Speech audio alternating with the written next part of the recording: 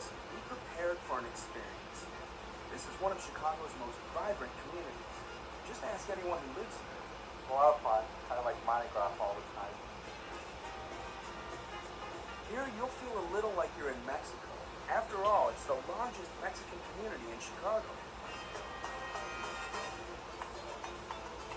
Our guide is Sylvia Rivera, a greeter from the Chicago Office of Tourism's Chicago Greeter Program.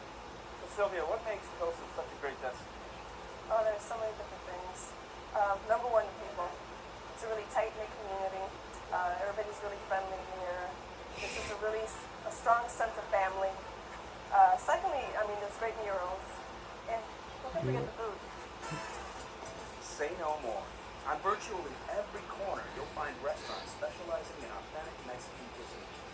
And just like you can't help but savor the food here, you can't help but notice the art. Pilsen is known as a great place to live, especially if you're an artist.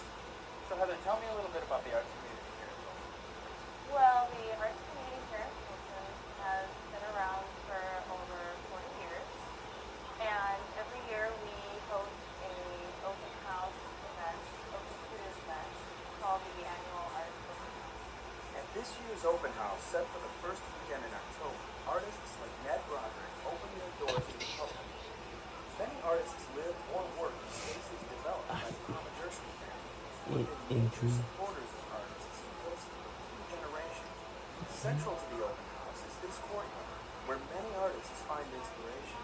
It's a great place. It's kind of considered the hub of the Art Open House. It's a great place to kind of get acquainted with the area, meet some of the artists and view their work right in their studios, and it's just a very lively atmosphere.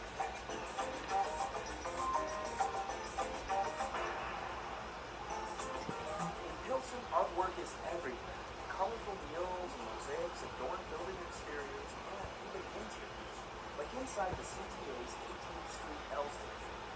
Sylvia, the artwork in Pilsen has found its way up here to the 18th Street station. Tell us a little bit about it. Well, it has. In 1997, the Adopt a Station program was initiated basically to turn train stations into centers of community, to make them more welcoming and more appealing to people that take the train every day.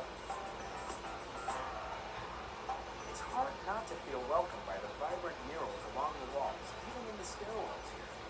The works depict many important cultural icons in Mexican history. Of course, lovers of art can't visit Pilsen without a stop at the Mexican Fine Arts Center Museum. When the museum first opened, it opened in Pilsen, and that was a very, very strategic idea. The idea was to have an internationally renowned museum within the Mexican community. Here, you'll find folk art, photographs, sculptures, and prints. Works from both Mexico and from Mexican communities across the United States. Among the highlights of the museum are our annual Day of the Dead exhibition. We have that every year in the fall. Some of the other highlights that we have are the permanent exhibition, Mexicanidad, Our Past is Present, in which we divide the Mexican history, or the cultural history, up into 5 separate sections.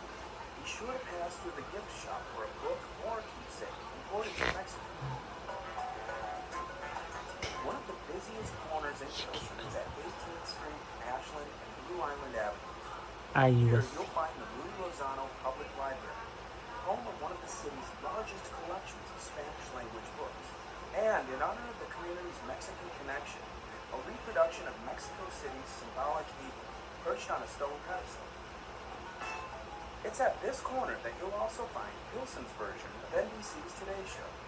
So Sylvia, we're at a pretty famous intersection here in Pilsen, and here's a place that's got its own claim to fame. Tell me a little bit about it. Right. Well, we're at Radioactive right now, and Radioactive is the nation's only entirely youth-operated radio station in the country. It's also bilingual. Kids between the ages of 15 and 21 run the show here. Located at 90.5 on the FM dial, Radio RJ offers an eclectic blend of music and talk. So how does the program work for the kids that are involved? Well, it's a 2-year program. They receive basic training in journalism, production skills, interviewing skills.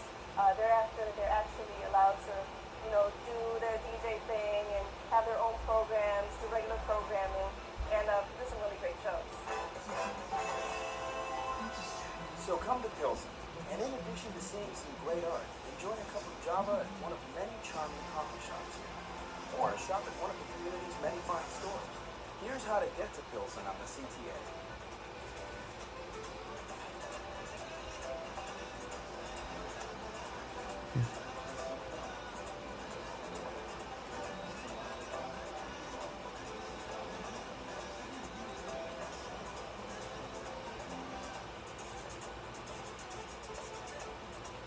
I would encourage people to make a day of a trip down to Pilsen. It's almost like going to Mexico, except you take the CPA there, obviously. It's a really, really well-rounded experience.